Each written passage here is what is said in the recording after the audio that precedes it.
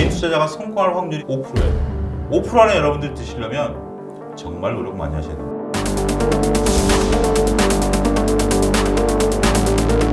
2022년도에 시장의 줄거리를 잡을 만한 얘기들 이런 것들로 충분히 채웠는데 물론 소장님의 뷰와 제 뷰는 또 다릅니다.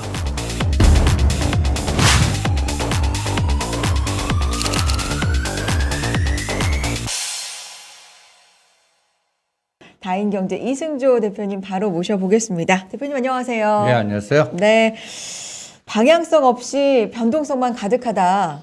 이게 최근에 시장에 대한 제 느낌인데 맞나요? 많은 분들 좀 이렇게 생각하실 것 같은데요, 대표님? 뭐 맞죠, 그동안. 근데 우리가 전번 수요일 날 맞아요. 이제 금융 투자가 그 매도하는 그 추세를 매수로 바뀔 때 그렇죠. 이제 방향이 나올 네, 거다라고 네. 얘기하지 않았습니까? 맞아요.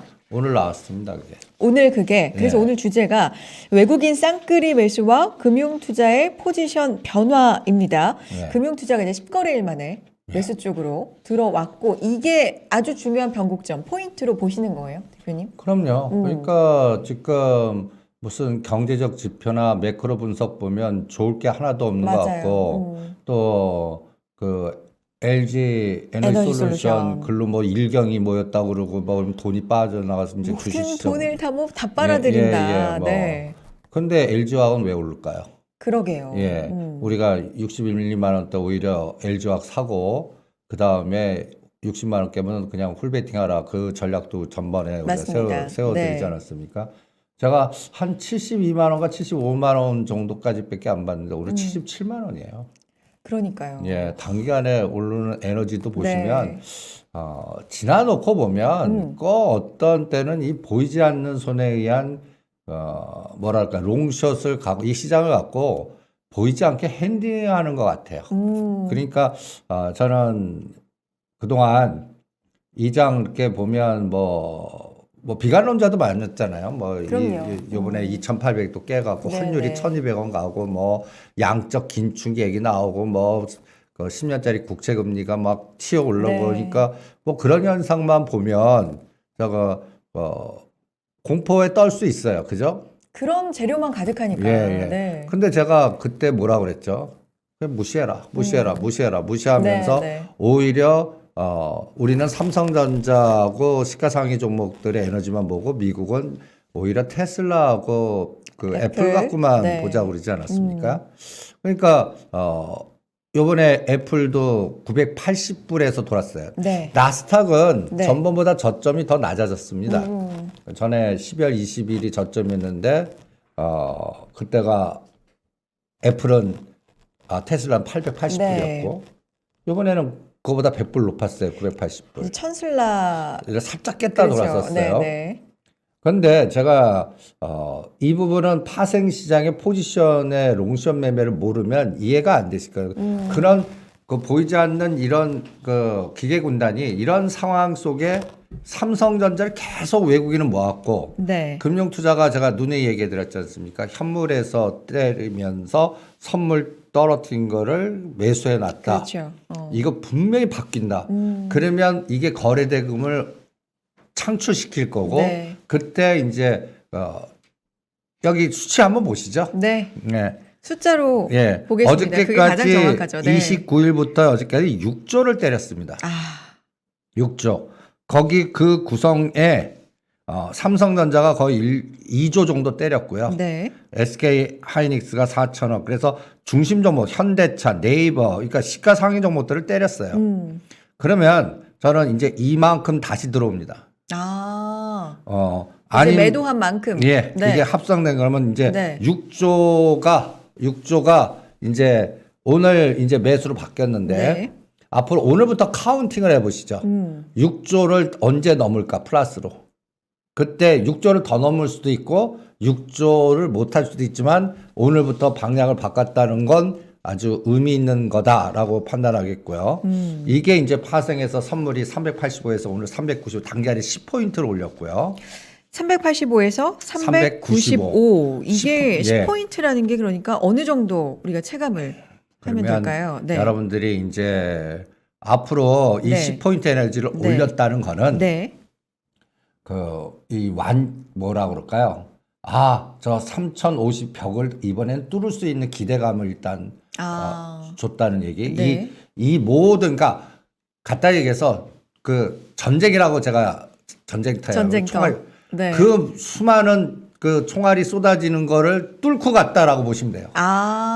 그만큼 전진 앞으로 딱 네, 갔어요. 네, 네. 그러면 그 에너지만큼의 그 뭐라 할까요? 그 기대 심리가 생길 거 아니에요. 더 갈 수 있는 어떤 예. 에너지. 그러면 네. 여기서 한 번 더 10포인트 더만 네. 치고 나가면요. 우르르 따라갑니다.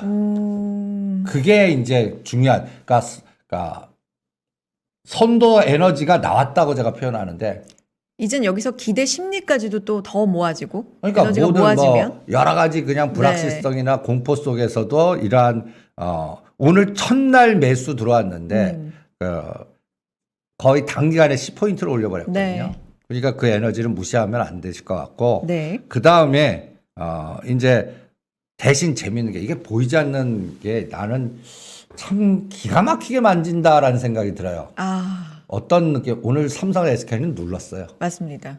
그러면서 밑에 단의 종목만 올리면서 LG화학이나 그동안 많이 빠졌던 것들을 올리고 심지어는 카카오도 올려주고 막 카카오도 이랬거든요. 7거래일 만에 반등을 했어요. 이런 거예요. 이렇게 딱 보면 그러니까 삼성전자 그동안 막 공포 급락하는 걸 삼성 SK하이닉스가 막아줬어요. 네.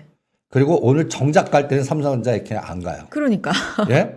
그러면 다음에 요거 눌렀다 이 삼성전자가 이제 다음에 더 치고 나가면 어떨까요? 다른 것들도 그게 이제 1조 9천억 판 금융 투자가 네. 수익증 할 때 그 에너지가 나올 거고 저는 그 당시에 끌개가 있어야 될 것 같아요. 그렇죠. 저는 그게 M&A 같아요. 뭔가 발표가 이제 나올 거라고 생각을 합니다. 빠르면 다음 주나 이달 말 정도? 그러면 이달 말 정도면은 이재용 부회장이 뭐 중국을 갈지, 저는 요새 중국이 좀 뭔가 봉쇄나 여러 가지 뭐 시안을 꼭 가야 되는데, 뭐 이재용 부회장 그 중국 그 신청을 받아줄지 그건 잘 모르겠고, 그런데 아니면 중동이나 미국을 가야 할 때는 이제 뭔가 M&A 구체화 기업에 대한 명단이 나올 것 같고. 지난번에 중동 쪽도 또 예. 무게감 있게 봐주셨잖아요. 그리고 저는 20일 정도의 VIP가 갈 줄 알았더니 이제 더 앞당기셨죠. 네, 15일. 네, 맞습니다. 예. 그러면서 이제 하나그룹과 현대 로템 몇 가지, 그리고 심지어는 잠수함 얘기도 나옵니다. 그러면은 대우조선 해양이 연결되어 있을 것 같은데, 이런 것들에 대한 이슈도 이제 다음 주면 나올 것 같고. 네. 그러면 이게 또 제조 관련 시가상이 그 대형주 경기 민감주들이거든요. 그러니까 이런 것들이 하나 둘씩 움직이면. 맞춰주는 것 네. 같아요. 그래서 저는 이 시장은 보이지 않는 기계 군단이 삼성전자 SK하이닉스를 모았고, 그리고 금융투자는 그 사이에 거래 상대방으로 현물에서 6조 때리면서 선물을 매수해 놨거든요. 네. 이게 이제 수익증이 들어가면서 3월 달까지 이제 어떠한 에너지를 주나 볼래요. 그러면 이게 거래대금을 증가시켜요. 네. 그러면 이제 10조에서 놀던 에너지가 뭐 13조에서 15조, 심지어는 15조 넘으면 이거는 전체를 끌고 갈 수 있는 그런 흐름이 될 수 있기 때문에. 발목을 계속 잡았던 게 이제 거래대금인데 네. 거래대금 자체가 너무나 부족하기 때문에 에너지가 나오려야 나올 수가 없다라는 말이었는데, 요즘 거래대금을 보면 좀 어떻습니까? 움직임이? 그래서 제가 거래대금 넓히는 방법이 이 방법밖에 없었거든요. 그냥 그 프로그램 차익거래, 비차익거래를 왔다 갔다 하면서 이제 사이즈를 키우는 그거를 지금 진행을 하고 있는 것 같은데, 여기에서 이제 엔솔 그 공모 끝나고 나서의 네. 그 자금 어디 가지, 그러니까 거기서 움직이는 자금은 그것만 합니다.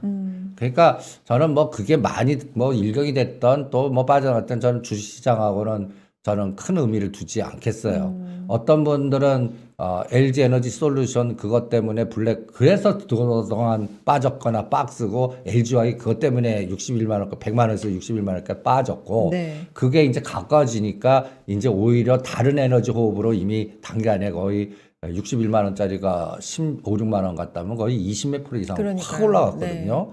그것도 뭐 단기간에 갔습니다. 그러면 이게 또 전체적인 그 카카오 게임주 하락도 막아줄 수 있어요. 아, 이것도 막아줄 수 있거든요. 다 연결이 예, 되어 연결되어 있다. 있어요. 그래서 전체적으로 지금 시가 상위 종목들 이렇게 딱 만지는 것들 보면 뭔가 그 헤지 펀드 롱숏 전략에 뭔가 이벤트 드라이브를 쓰는 것 같아요. 그래서 그러면 이벤트가 앞으로 우리가 모르는 네. 나올 거라는 얘기입니다. 그러니까 정부의 비대칭성으로 뭐 M&A 말씀해 뭐 주시는데 삼성은 M&A가 될 것 네. 같고 저는 이게 이제 그래서 제가 자료가 있습니까? 예, 저는 우리가 모르는 게 뭐가 있을까라고 할 때 중국일 것 같아요. 중국. 네. 그리고 미국도 이번에 바닥 찍고 다시 직전 고점까지 가는 또 네. 환경. 그러면 중국도 가고 미국도 가면 그동안 미국 갈 때 아시아 이머지 계속 누르는 현상이 그렇죠. 있었거든요. 네. 그러니까 미국 시장 올랐는데 우리는 왜 못 가? 뭐 이런 부분이 두고 있었고요. 우리도 중국에 좀 맞춰지는. 예, 예. 네. 근데 지금 이게 이제 요 주가가 알리바바입니다. 끔찍하게 빠졌죠. 정말 그리고 이제 뭐 그냥 45도 하락각도에. 근데 흘러내려요. 네. 12월부터 뭔가 달라지고 그 다음에 이제 여기 또 이벤트가 찰리민거 옹이 이걸 알리바바를 산다? 저는 여기서 한번 스토리텔링을 이벤트 드라이브로 알리페이가 언제 다시 상장되나? 뭐 이런 그 이슈를 하나 만들어 놓고 네. 이게 디지털 위안화. 옛날에는 이 마인 민간으로 내려가기 때문에 이제 모든 그렇죠. 자금의 통제가 있었는데 네. 이제는 이거는 마인은 쫓겨난 것 같고 저는 이게 공산당 쪽에 이제 소유로 됐다고 생각이 들거든요. 이 이슈가 그럼 불거진다면 우리 시장에서는 어떤 영향을 받을 수 있을까요? 우리는 구체적으로. 이게 이제 디지털 위안화, 아, 알세, 네. 그리고 중국 내수 시장, 아, 뭐 이런 연결고리에 뭔가 모멘텀이 이제 확산시키. 우리가 이제 가장 지금 고민되는 게 또 뭐 여러 가지 물류 부분에서의 마이너스가 그렇죠. 쇼티지를 일으키고 그게 또 미국 인플레이션을 건드리고 지금 뭐 일부 신문 보면 미국의 어느 슈퍼에서는 물건이 점점 네. 그 물류의 그 문제 때문에 없어진다. 네. 그러면 이런 부분들에서 마이너스 분위기 굉장히 많았지 않습니까? 근데 그런 것들이 뭔가 뭐 달라지나? 뭔가 이런. 그러니까 꼭 저런 거죠. 양적 긴축하고 그러면서 큰일 났다 했는데 네. 파워로작이 딱 나와서 한 방에 또 우리 뒤통수 정리를. 때리듯이 네. 이거와 비슷하게 지금 저는 이 홍콩 증시하고 상해 증시, 이 상해 증시도 여기 보시고 이제 이게 나스닥입니다. 네. 요게 12월 20일이거든요. 네. 요때 이때 저는 테슬라하고 같이 연계해서 봅니다. 요때 실제로 저점이 880불이에요. 더 낮춰졌네요. 예. 네. 그리고 요번에 120, 네. 1200불 넘었다가 요거 이날이 공포였어요. 그러니까요. 새벽에 이걸 또 끝까지 본 제자가 있더라고요. 왜 보니 자지. 그런데 얘는 그 미국 하니까 이제 그때 한 300 정도 빠졌나 봐요. 그래서 그냥 내일 우리 장 박살 났다. 근데 그때부터 플러스를 만들더래요.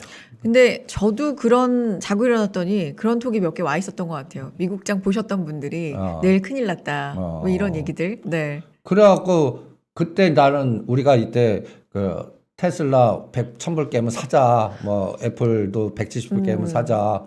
뭐 그런 전략 세웠는데 얘는 그거 하려고 그랬는데 살을 떠서 못 산 거야. 아, 너무 이해되는데요. 네.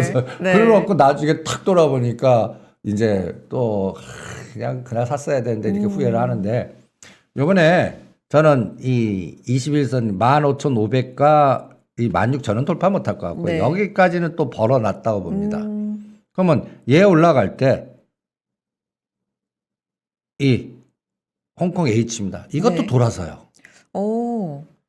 지금 여기가 지금 계속 뭔가 떨어졌다가 뭔가 최근에 조금 한 4일 전부터는 네. 이상 징후들이 나와요. 이것도 올라가요. 네. 뭐 헝다도 뭐 리스크 있고 뭐 여러 가지 있는데 그러니까 돌리는 흐름이 좀 뚜렷하네요. 예. 네. 근데 문제는 이 121선 밑에서는 이게 잘 기술적 반등일 수는 있어요. 근데 이걸 뚫으면 얘기가 달라지는 거예요. 그렇죠. 그러면 우리가 모르는 정부의 보이지 않는 정책 뭐 간단히 얘기해서 유동성 공급 정책이라든지 뭔가 3월 달 정책 공작 회의에서 뭐가 나왔다는 얘기거든요. 네. 그리고 상해 종합 지수는 얘 빠질 때 잘 버텼거든요. 이것도 3,550개면 이거 골치 아프다라고 했는데 귀신같이 막아내요. 그리고 이제 돌려요. 그 대신 이 3,650과 3,700에서 이게 뚫고 가야 우리는 네. 랠리가 나오는데 이건 네. 아직까지 확인이 안 됐어요. 그러니까 지금부터 3월 달까지는 볼 생각이에요. 네. 그리고 환율도 우리 처음에 갔다가 지금 떨어지고 있고 비트코인도 5천만 원 4,880까지 찍었다가 지금 또 5,200까지 돌아서요. 그러면 뭔가 이렇게 쭉 연결돼 갖고 공포했던 게 갑자기 싹 하나씩 제거되면서 살짝씩 돌아서는. 예, 그러면서 이제 금융 투자하고 외국인이 쌍끌이 매수가 되면 이건 뭐 얘기가 달라지는 거죠. 그렇죠. 그 신호탄이 오늘 나왔습니다. 그래서 이제는 지속 가능성이 필요하겠죠. 나스닥도 생각대로 가지고 그렇죠. 상해도 치고 나가지고 환율 떨어지고 그러면서 이제 그러니까 밀 형님 먼저 아우면 뭐 이런 놀이. 삼성전자 S가 갔어요. 그리고 LG전자도 12만 7천 원까지 눌렀다 다시 치고 나가요. LG노텍 치고 나가요. 이러면 이제 가장 무거웠던 납폭 과다주가 대반등 주면서 현대차, 현대모비스 전차가 같이 가면 네. 이건 뭐 지수 100은 쉽게 가거든요. 그러니까 그런 환경이 지금 조성되고 있기 때문에 그래서 저는 이 톱다운 방식보다는 버텀업을 항상 강조합니다. 네. 위에서는 뭐 난리치고 뭐 공포를 떨지만 진짜 발을 물에 담가 보니까 그렇지 얘기가 않나요? 달라지는 거예요. 그러니까 제가 항상 그걸 느끼는 거를 옵션 양매수로 걸어놓고 네. 공포면 하방에서 큰 수익이 나야 될 거 아니에요. 오히려 상방에서 오늘은 큰 수익이 나고 이러면 그게 정답 아니냐 이렇게 가거든요. 그러니까 그걸 시그널로. 예. 네. 그래서 전체적인 그 포지션은 제가 보기에는 일단 어제부터 돌아섰습니다. 어제부터 이제 공부 385에서 탁 터닝하고 뭔가 어제부터 그 바람의 방향이 바뀌었습니다. 그러면 연속성이 5일만 나오면 돼요. 5일. 예, 그러면 우리 5일마다 우리가 다음 주 수요일 또 되면 예, 그러니까요. 이제는 이런 걸 떠들어야 돼요. 3천이 저항인 줄 아니고 지지가 됐습니다. 선물이 이제 여기서 10포인트를 더 가는 거예요. 그러면 405를 떠드는 거예요. 395가 아니라 405. 그리고 삼성전자가 무슨 발표를 해갖고 그걸 분석하는 거예요. 그리고 이제 에너지 솔루션 이제 상장 시점 돼서 LG와 오른 게 떨어지면서 LG 에너지 솔루션 갈 때 네. 그 다음에 중심이 뭘까요? 우리가 이제 그 LG 에너지 솔루션 다음에 상장이 또 되면? 빅 이슈가 뭐죠? 또 상장 이슈가 있지 않습니까? 그 현대 현대엔지니어링. 예, 네. 현대 엔지니어링. 네. 그러니까 이 현대 엔지니어링이 저는 이 2월 제가 알기로는 2월 초. 2월 여기 있네요. 네. 2월 15일입니다. 상장일은. 예. 네. 그러면 요거 딱 D-1, 그러니까 1월 15일부터 뭔가 징후가 보일 거라고 보는 거예요. 어떤 징후? 그러니까 현대차, 현대모비스, 그 다음에 지금 현대건설을 계속 누르거든요. 네. 아니 현대엔지니어링이 최대 주주인데 현대엔지니어링 상장 전에 꼭 마치 엔솔 상장 전에 LG와 박살내는 거와 비슷해요. 아하. 근데 지금 LG 그 에너지 솔루션에 가려져서 사실 이 이슈는 그렇게까지 부각이 되고 있지 않은 것 같아요. 근데 네. 저는 우리 전번에도 우리가 세스 2025면서 로봇 얘기하고. 금년은 네. 현대차 그룹에 집중하십시오라는 전략을 세워드리지 맞습니다. 않습니까? 뭐 모비스, 예, 로템. 그리고 네. 그때 이제 우리 스팟이라는 정의선 나오는 회장이, 거 네. 보면서 우리가 주거니 받거니 하면서 하나의 미래의 지도는 우리 아이들이 맞아요. 로봇을 하나 하나씩. 네. 제가 보여주실 게 있습니까? 로봇 관련된 거예요, 혹시? 그런데 이게 어디다가 올려놨는지를 자료를 항상 워낙 좀 많이 가지고 오셔가지고 사진이에요? 영상일까요? 뭐예요? 영상입니다. 영상이에요. 오. 이거 보면 여러분들이 어떤 인지가 확 될 것 같은데 네. 그거 어디 있는지 잘 모르겠네요. 혹시 찾아주실 수 있으면 주시고 요 얘기 한번 저 네. 여쭤보고 싶어가지고 이제 5일 동안 유지가 잘 되면은 될 것 같다라고 하셨는데 그 사이에 좀 중요한 이벤트가 있어가지고 어디 있는지 좀 찾으신 것 같아요. 이거 먼저 보고 질문 드릴까요, 대표님? 어떻게 할까요? 자유롭게 해도 돼요. 아래서 네. 세 번째라는 게 뭐야? 좀 지금 조심하세요. 스태프께서 지금 자료 때문에 들어오고 계시는데, 자, 로봇과 관련돼서 뭔가 좀 중요한 영상을 보여주고자 하시는 것 같아요. 항상 이렇게 자료를 좀 철저하게, 풍부하게 준비를 해주셔서 사실 찾는 데만 좀 오래 걸리고 있습니다. 여러분 양해를 좀 부탁드리겠고, 오늘도 많이 지금 함께 해주고 계십니다. 자, 이렇게만 아주 아름다운 예측이다 이렇게 해주시는 분도 계시고 맞습니다. 이런 예측 참 아름다운데 이렇게 될 수 있다면 너무 좋겠죠. 그런 상황에서 우리 뭐에 또 집중해 봐야 될지 계속해서 이야기를 좀 나눠보겠고요. 화면이 선명하지 못한 분도 계세요? 저는 지금 보이는 화면이 괜찮은데 계속해서 그렇다면 좀 말씀을 해주시고요. LG 생건에 대해서 좀 궁금해하시는 분들도 많으시고 만기일 얘기해 주시는 분도 있으신데 맞습니다. 5일 동안 지금 유지가 중요하다 말씀해 주셨는데 저도 이제 다음으로 그 질문을 드리려고 했어요. 옵션 만기일도 있고 그 사이에 사실 금통위도 있기 때문에 또 이번에 금리 인상 예측이 또 되고 있기 때문에 이 부분을 어떻게 또 넘길 수 있을까? 이 부분도 잠시 후에 대표님과 좀 이야기를 나눠보겠습니다. 화면 선명해요? 네, 고맙습니다. 좀 이상하면 말씀해 주시고요. 고화질로 설정하시면 된다고도 말씀을 해주시네요. 네, 서로 우리 이렇게 정보 교환했으면 좋겠고. 대표님 찾으셨어요? 요거 잠깐 봐봐요. 좋아요. 네. 아빠 세상엔 두 종류의 애들이 있대요. 하나는 비봇 있는 애야. 하나는 비봇. 여기 뭐예요, 다? 이게 로봇. 우리가 생각하는 그 운반체에서 이제 통신도 하고 공부도 하고 대화도 하고 이게 거의 그 움직이는 로봇 이게 지금 디즈니. 예, 디즈니에서 비봇이라는 걸 하나 만들어. 그러니까 미래 우리 애들은 이렇게 할 거다. 참 똑똑한 미래. 진짜. 예.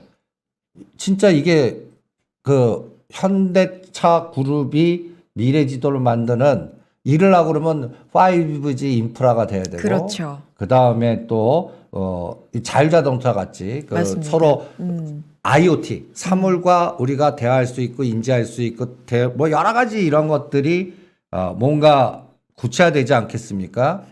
저는 이런 세상이 지금 그렇게 멀지 않았다. 생각보다 빨라질 것 같아요. 이번에 CES 2022에서. 그러면 그거를 주도하는 게 현대차 그룹이고 그 현대차 그룹의 뭐 여러 가지의 그 로봇이 보스턴 다이나믹스고. 그렇죠. 그러려고 그러면 정의선 회장님이 네. 요 미래 하니까 요게 10년 동안의 머릿속에 계획을 잡으신 것 같아요. 그럼 그 사이에 뭘 풀어야죠? 뭘 풀어야 할까요? 순환 출자 구조 문제된 거를 풀어야 됩니다. 그러던 지배 구조에 관련된. 예. 네. 그게 현대 엔지니어링 상장이 그 시발점 같아요. 그래서 생각보다 진짜 얼마 안 남았어요. 이게 2월 5일인데 네. 이게 이제 방식이 신주 공모 방식이 아니에요. 네. 그건 신주 공모 방식 해갖고 이제 이게 현대 엔지니어링으로 공모 자금이 다 들어가는 게 아니라 25%만 들어가고 다 대주주도 구주 공모 방식으로 해갖고 이 구주 공모 방식으로 해서 이게 정의선 회장님 한테 자금이 들어갑니다. 그러면 여기에서 어떤 느낌이 딱 드냐면 네. 저는 정의선 회장님이 여기서 한 1조에서 1조 2천억 정도가 현금화 시킬 수가 있어요. 그러면 이거 갖고 뭔가 순환출자고리에서 뭘 끊을까? 아니면 현대모비스를 직접 살까? 지분 확보를 할까? 뭐 현대제철이 갖고 있는 현대모비스를 인수하는 블록딜을 할까? 여러 가지 여러 시나리오가 가지 시나리오를 자꾸 생각을 해보는 거예요. 네. 왜냐하면 이게 이제 여러분들 현대차 그래프도 보시면 이것도 참 답답한 주식 중에 하나입니다. 그렇죠. 예. 그러면 앞으로 이끌개가 현대차가 이제 제2의 LG화학이나 LG노텍까지는 기대 안 해요. 네. 그거는 이거 사이즈가 솔직하게. 너무 큰 거니까 네. 한 20-30% 에너지라도 나와도 한 25만 원 이상. 그러면 현대차의 대주주 구성을 한번 딱 보시죠. 네. 현대모비스 아닙니까? 그렇죠. 그러면 여기 현대차를 지배하려면 위에 현대모비스를 정의선 회장님이 개인적으로 갖고 있는 게 굉장히 중요하지 않습니까? 그런데 그러면 현대모비스를 우리가 지배 구조를 이 현대모비스는 현대차보단 나아요. 네. 요번에 여기 보시면 22만 원에서 27만 원까지 갔다가 지금 눌림목 이렇게 딱 하고 있는데 거래가 증가하면서 뭐 수소 연료 전지라든지 뭐 여러 가지 하는데 모양이 현대차보다는 낫습니다. 근데 얘의 대주주 딱 보시면 뚱딴지 같이 현대제철이 5.8 갖고 있어요. 그 정몽구 회장님이 7.5예요. 정의 회장님이 0.3이에요. 이게 참 흥미롭네요. 없죠? 그러니까요. 생각보다. 예. 네. 그러면 뭔가 요번에 1조 이거를 옛날에는 기업 분할해 갖고 이렇게 뭔가 우회적인 지분을 확보하는 전략 같다면 요번에 구주 매출에서 뭔가 그리고 보스턴 다이나믹스 때 개인 지분 돈으로 20% 딱 집어넣은 거 보고 그러면 보스턴 다이나믹스도 이게 지금 로봇의 모든 중심이 보스턴 다이나믹스거든요. 그러면 이거는 분명히 나스닥 상장시킬 겁니다. 그럼 그 20% 지분도 조 단위가 될 거예요. 네. 이런 거. 그리고 또 이 정몽구 회장님 거는 나중에 상속 받으시면 돼요. 그러니까 근데 여기서는 또 상속세가 필요하고. 그렇죠. 근데 여기에 시간 일정은 하늘의 뜻이니까 이건 뭐 누가 예측을 하겠습니까? 그러면 요번에 이런 속도를 내면서 할 때 네. 저는 모든 게 기아 차에서 차를 뗐고 네. 기아 네. 그다음에 정의선 회장님의 기본 아이디어는 모빌리티고 그렇죠. 이 모빌리티의 거점은 한전의 그 50층짜리 3개가 거기에 중심 거점이 될 거고 이거 완성은 빠르면 2016년, 17년 정도 되면 지금 딱 5년 정도 남았어요. 네. 이 5년 동안에 이 거버넌스와 이 지배 구조와 이 부분을 푸는데 총력을 다하지 않겠나. 5년 안에 이 모든 예. 작업을. 예. 그러려고 그러면 이 거버넌스라는 게 네. 말이 근사하지 네. 주가 올려갖고 담보가치 높이는 그렇죠. 게임이에요. 그러면 뭐 예를 들어서 20만 원의 담보가치가 40만 원 되면 그만큼 에너지가 커갖고 뭔가 내가 이거를 담보 잡아서 뭔가 더 확장성을 이루지 않겠습니까? 네. 그게 시동을 건 것 같아요. 그 시발점이 현대 엔지니어링. 그럼 2월 달이에요. 그럼 2월 달 되면 이제 추위도 나오고 이제 3월 달 되면 봄 들어오면서 그래서 우리 지하와 그다음에 한전부지 삽뜨는 이게 다 동시다발적으로 요 현대 엔지니어링 상장 전후에서 딱 나오는 한번 보시죠. 이게 이벤트 드라이브입니다. 네. 그러면 이게 이 사모펀드나 헤지펀드나 이런 백기사들 집단들이 있거든요. 그들이 가만히 있지 않아요. 그때를 기준으로 해서 뭔가 모멘텀 플레이를 한다고요. 그리고 제가 그동안에는 삼성물산 같이 현대모비스는 건들지 말라고 그랬거든요. 네. 금년도 40만 원대 맞습니다. 무조건 팔고 저거는 정의선 회장이 갖고 와야 되기 때문에 주가 40만 원 너무 아직 준비도 안 됐는데 높으면 큰일 난다. 근데 어느 순간 또 뷰가 바뀌셨잖아요. 이제는 왜 바뀌었냐? 사자. 네. 벌써 저라면 벌써 이 해외 헤지펀드 파킹, 그러니까 엄블렐라 펀드라고 그러거든요. 누가 항상 우리는 뉴스 보고 이제부터 사나 이렇게 생각하시죠.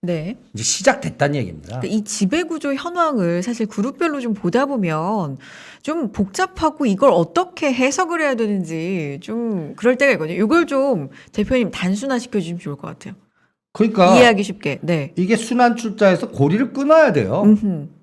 아니 기아가 현대모비스 되고 현대모비스가 현대차 되고 현대차가 다시 기아 되고 네. 그러면 어디 위 하나로 이렇게 수직 계열화를 시키는 방법을 하는데 이 규모들이 어마무시하거든요. 그렇죠. 저는 방법이 기아 지주회사 만드나 현대차가 어떻게 하나? 그전에는 주변부터 정리. 그래서 주변부터 정리를 먼저 우리는 생각을 해보자고요. 그런 의미에서 이제 주변 정리로 주변 들어가면 정리로 네. 이제 어떤 논리가 나오나 네. 우리가 한번 이것도 한번 보시죠. 정의선 회장님이 부자에서 뛰면서 딱 보니까 빅베스 먼저 하죠. 기억나시죠? 네. 주가를 확 떨어뜨립니다. 맞습니다. 그러면서 그때부터 거버넌스 게임이 시작됐는데 여러분들 보시면 정의선 회장님 간단히 얘기해서 지분 많은 거 순으로 더블 이상 보냅니다. 아. 이게 이제 그때 2020년도의 일입니다. 네. 10월 달 현대 그로비스가 23만 원, 23%. 그 다음에 현대 오토 에버가 9%.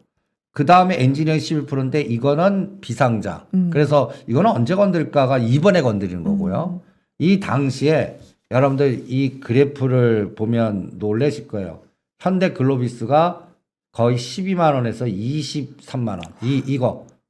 이 구간에 네. 그러고 나서는 못 가요. 그 다음에 현대 이 오토 에버가 4만 원에서 16만 원. 이런 급등 파동을 나오거든요. 네. 그래서 그 거버넌스 끝난 다음에 이제는 중심 아까 얘기한 기아, 현대모비스, 현대차 이거 어떻게 풀까? 그러면 요걸 딱 보십시오. 제가 빨간 색깔을 두 개 딱 거놨어요. 네. 현대제철이 갖고 요걸 먼저 끊는지 현대차하고 요거를 끊는지. 그럼 현대제철이 갖고 있는 현대모비스를 갖다 얘기해서 정의선 회장님이 갖고 오면 요거는 끊겨요. 그렇죠. 그리고 나머지는 이제 이거는 더 복잡한 사이즈가 큰 그러니까 요것부터 끊을지 않을까라는 조금 더 수월하고 단순한 네. 작업부터 하지 않을까. 네. 그래서 이번에는 현대모비스 그리고 거기에는 수소연료 전지 그 다음에 모빌리티 이런 것들 개념으로 머릿속에 두시면서 한번 전략을 짜고 그 다음에 이제 또 이 그림을 하나 더 보시면 이제 상속을 받아서 갖고 올 만한 것들. 현대차는 정몽구 회장님 이제 5% 갖고 오면 돼요. 현대모비스도 이제 나중에 이게 지금 당장 안 할 수도 있어요. 이 7% 상속. 근데 이거는 그럼 딴 거부터 건드리는 거예요. 그러니까 현대모비스를 건드리는 거가 우선이냐? 네. 아니면 딴 거부터 건드리는 게 우선이냐? 전 갈래길은 정의선 회장님 머릿속에 있다고 생각이 들어요. 그런데 순서의 문제죠. 어쨌든 현대모비스는 현대모비스는 이제 지금 가격도보다는 그러니까 현대모비스를 건드렸다는 거는 이제는 주가는 빨리 움직인다는 네, 얘기고 현대모비스를 아직 눌러요. 그러면 아직 확보가 안 됐구나라는 느낌이면 그러면 이제 더 모아가는 거까지 네. 현대오토 에버라든지 네. 그다음에 다른 것들의 사이즈를 먼저 키우는 그게 이제 현대건설, 현대로템으로 튑니다. 보스턴 다이나믹스로 튀고요. 네. 그거부터 건드리는 거예요. 그러면 그 얘기는 뭐냐면 현대 엔지니어링 상장시키고 그 전에 현대건설 죽이죠. 상장 이후에는 반대로 되면서 요게 합병시키나라고 부를 거예요. 현대 엔지니어링하고 현대 건설하고 결국에는 네. 옛날 앵커하고도 합병했고 그러니까 요걸 풀어 나가나를 볼 거예요. 그러면 그때 그러면 갖다 해서 이 사이즈의 담보 가치를 또 확 키우면 네. 그때 이제 갖다 얘기해서 우리는 대한민국이 들썩거리는 거죠. 건설, SOC, 지하와 뭔가 땅 파고 흙 파고 난리치는 게임들이 막 나오고 있다는 얘기입니다. 네. 그런 코스로 갈 건지. 그러니까 요게 투트랙이에요. 그래서 요건 대충 2월 아까 15일 그 현대 엔지니어링 상장 이후에 네.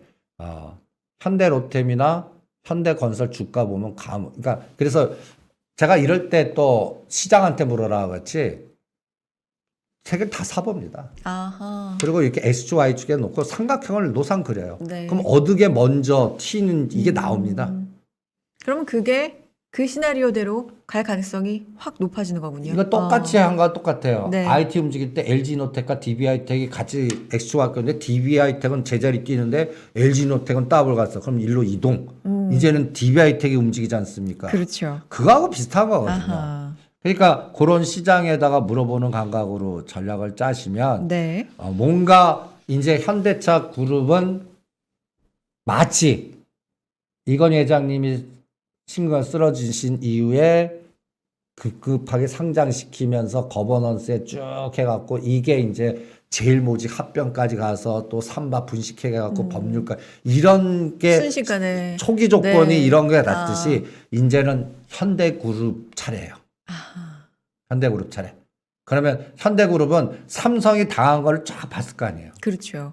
그러면 거기에 싱크탱크들은 요거는 요렇게 피하고 요렇게 피하고 또 별 머리를 다 쓸 겁니다. 그래서 요번에는 분명히 나스닥을 이용할 거라고. 아. 나스닥. 그리고 로봇이 중심이 될 것 같아요. 모빌리티가 중심이 될 것 같아요. 네. 그래서 그 에너지와 관련된 거기에 또 M&A도 있을 것 같고 그런 것들이 그게 이제 곧 자율자동차 전장을 건드려 버립니다. 아. 최근에 여러분들 주가 이렇게 중소형다 이렇게 보시면 뭔가 갑자기 툭툭 튀어오는 게 애플카하고 연결돼 있거나 자율자동차와 연결돼 있거나 이런 것들이 갑자기 그냥 주가들이 튀는 팍 경우가. 움직입니다. 네. 이런 것도 징후거든요. 그러니까 여러분들 10월 11월 달에 IT가 움직였을 때 초기 상황을 머릿속에 둬보세요. 네. 칩셋 미디어하고 코리아 서키트가 갑자기 급등해서 급락. 네. 그런데 공시라는데 밝힐 수가 없대요.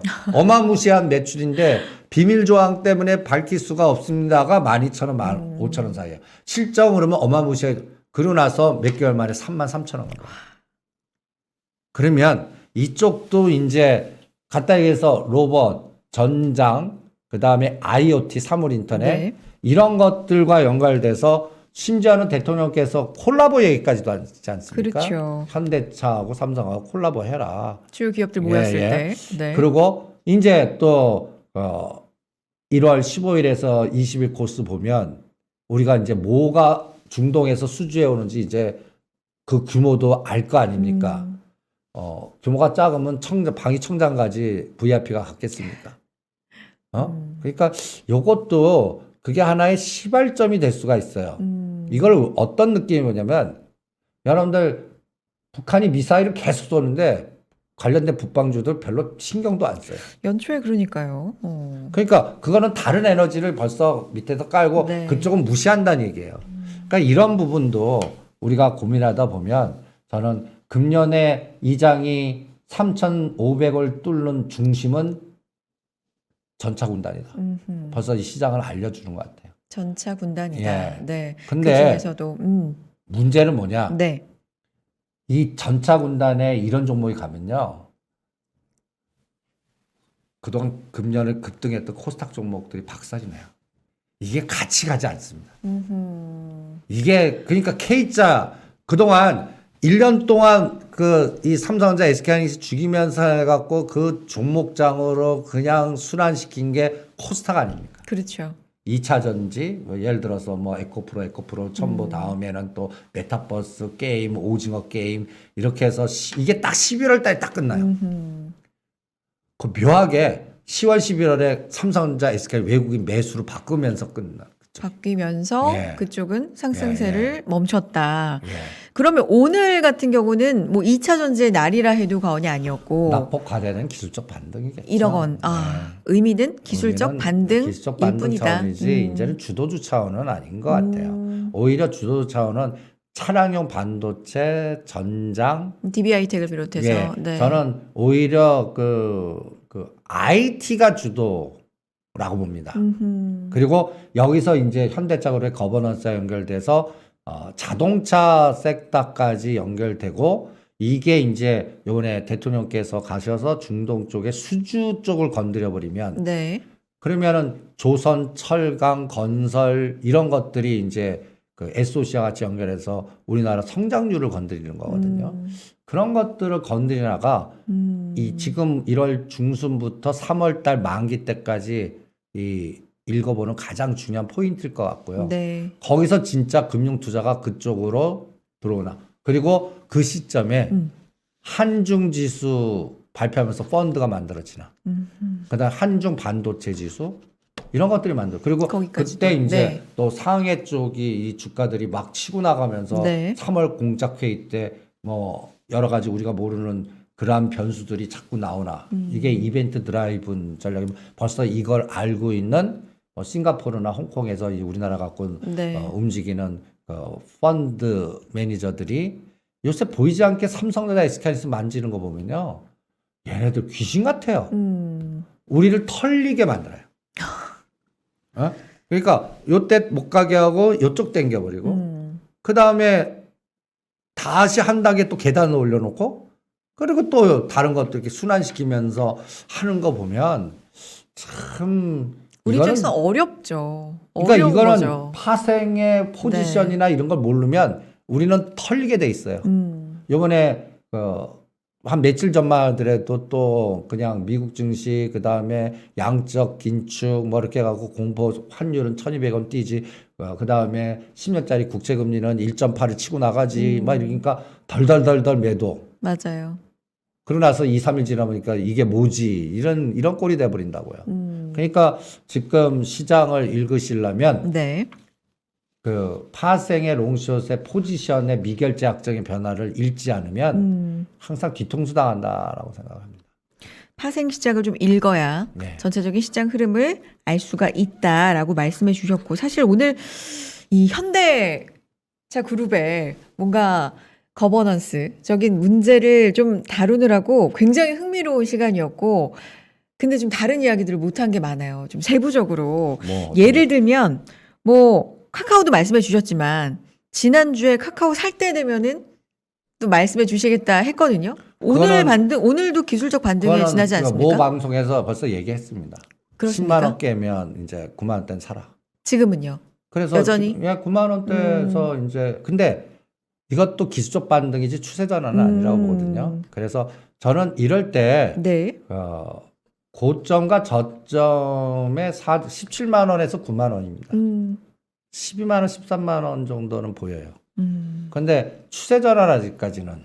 그 정도 반등적인 수준에서. 예. 네. 그리고 그쪽이 가려고 그러면 이런 시각이 나와야 돼요. 거래대금이 15조에서 20조가 가는 시장. 그러면 같이 갈 수 있다. 네. 두 번째로는 지금 여러분들 카카오나 카카오페이 이런 것들이 저는 또 하나의 사회적인 그 큰 화두를 하나 제시했다는 생각이 듭니다. 무슨 얘기냐면 네. 옛날 같으면 네. IPO 왜 하는데? 아. 아니 엑스트 하려고 하는 거지. 그러니까 어떤 분할에 대한 아니 기업의 뭐 네, 분할일 네, 수도 네, 있지만 네.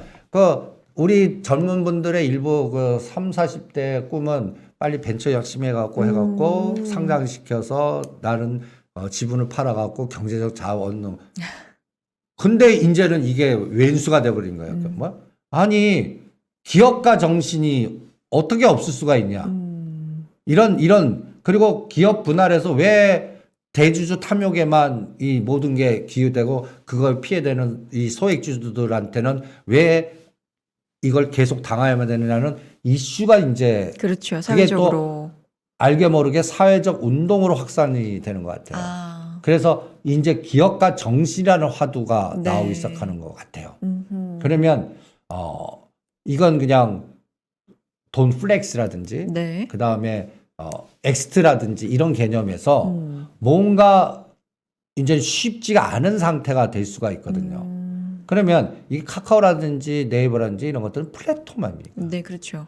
그러면 이런 것들이 사회적 이슈되면 꼭 정치인들이 이 먹거리거든요. 이게 거리거든요. 꼭 걸어갖고 법률하거나 뭔가 정책과 연결짓고. 예. 네. 그래서 위가 갇힐 거라고 봅니다. 그래서 저는 플랫폼 네이버나 카카오가 새로운 주도주가 되려고 그러면 대충 3월에서 6월 사이에 네. 거래대금이 20조로 다시 환원하거나 네. 그 다음에 다음 정부의 색깔도 여기 친화적인 이게 아니면 시장은 힘들 수 아까 있다. 그 간단히 얘기해서 전통 가치주로 이동하고 네. 수주나 성장을 여기서 말하는 기업의 성장이 아닙니다. 우리나라 GDP 성장을 건드릴 수 있는 그러한 국가 정책과 연결되거나 하는 그런 거로 하면 이게 또 자동차, 반도체, 네. SOC, 네. 철강, 네. 조선 이런 것들이 된단 말이에요. 그러니까 어떤 면에서는 지금 1월 중순부터 3월 달까지는 2022년부터 2025 3년을 결정하는 중심 주도주의 싸움 계속 그 플랫폼 쪽으로 가면서 꿈을 갖고서 움직이는 걸로 계속 진행시킬 수 있는지 네. 아니면 이제 기업가 정신의 전통 가치주의 또 이런 개념의 움직임이 시작된 건지 이걸 결정하는 저는 길목이라고 딱 보는데 저는 승부는 후자에 두겠습니다. 그렇군요. 네. 그런 관점으로 보고 계시고요. 자, 우리 중요 일정이 또 있어요. 만기 다가오고 이제 금리 인상 이슈도 있어요. 이번에 한국은행이 인상할 거다 쪽에 좀 무게가 실리고도 있어서 이런 쪽은 또 시장에 영향이 있을까요? 어떻게 보세요? 한다 쪽 하면 어떻게 될까요? 시장 어떻게? 저는 시장 상관없다고 어떻게? 봐요. 상관없다. 한다든 안 한다든. 일단 개인적으로는 저는 안 한다에다 배팅합니다. 왜냐하면 이번에 이주열 총리가 3월 달에 그만두시거든요. 그렇죠. 임기가 네. 끝나시는데. 그러면 저라면 네. 마지막까지 글쎄다라는 생각이 들고 이번에 파월 의장이 살짝 발을 빼갖고 네. 이번엔 동결하고 야 다음 사람한테 그냥 짐 줘. 이런 느낌으로 가지 않을까라는 솔직히 이제 현장주의 느낌으로 그리고 저는 이게 인상하든 안 하든 상관없다는 건 이벤트 드라이브로 네. 그 불확실성만 제거되면요. 만약에 이제 인상하면 또 금리 건드리고 뭐 하면서 뭐 여러 가지 연끌하는 이게 답답하신 분들 많이 더 생깁니다. 그렇죠. 그런데 금융주가 땡칠 것 같아요. 오히려 재료 노출로. 아하. 그러면서 그 재료 이미 그것 때문에 간 거 아닙니까? 금리 인상에 대해서 이제 보험주라든지. 네. 네. 그게 이제 다른 에너지로 바뀌면서 저는 오히려 환율하고 아까 얘기했는데 중국을 보고 나스닥을 볼래요. 그래서 저는 뭐 내일 이제 목요일 날 옵션 만기고 그 다음에 이제 금통이 여러 가지 14일인데 그렇죠. 그냥 무시하겠습니다. 만기 변동성도 크게 없을 거라고. 아니 벌써 방향 정해줬어요. 390을 보냈다는 얘기는. 네. 그러니까 내일 모레 이제부터 이제 금융투자가 이제 눌렀던 거를 만기 후에 땡길지 그것만 그 삼성전자는 저는 83,000에서 85,000원의 모멘텀은 나올 거라고 봅니다. 외국인 수급은 계속해서 들어오고 있지 않나요? 외국인이 지금 5조를 그렇죠. 4조 9천억 네네. 정도 샀습니다. 그러니까 저는 10조는 넘는다라는 생각이 들고요. 그 다음에 제가 그거보다 금융투자 비워놓은 포트 비워놓은 거를 이제부터 집어넣냐 요거를 가장 더 중요하게 보겠고요. 그리고 세 개 M&A가 있을 것 같아요. 세 개. 이게 순서는 잘 모르겠어요. 네. 파바로티 순서로 나올 것 같은데 이게 이제 파운다리 쪽하고 로봇 통신 쪽인지 이게 앞으로 시장을 읽을 때 가장 키 같아요. 그래서 이쪽도 그 반도체하고 자동차가 거기에 플랫폼을 연결시키는 게 이게 시스템 반도체라든지 이런 쪽 아닙니까? 네. 통신도 어떤 면에 그걸 연결시키는 플랫폼들이라고요. 그쪽을 들여다보시는 게 어떻겠나. 그래서 저는 오히려 5G나 네. 그 다음에 카메라 모듈이나 센서나 네. 이런 쪽에서 아직까지 못 간 종목들을 찾자라는 논리로 이게 큰 틀로 보면 다 IT 그렇죠. 또는 사물형 인터넷 뭐 이런 것들 개념들입니다. 그러니까 그런 흐름의 주도주는 이미 결정된 것 같아요. 차량용 반도체 쪽은 여전히 좀 긍정적으로 보고 그렇죠. 계시는 그러니까 거고요. 어떤 면에서는 DB하이텍이 그 48,000원부터 지금 이제 8만 원 오지 그렇죠. 않았습니까? 근데 아직까지 AD 테크놀로지라든지 SNS텍이라든지 뭐 좀 저가주에서는 SF 반도체라든지 아직도 바닥을 기는 게 허다해요.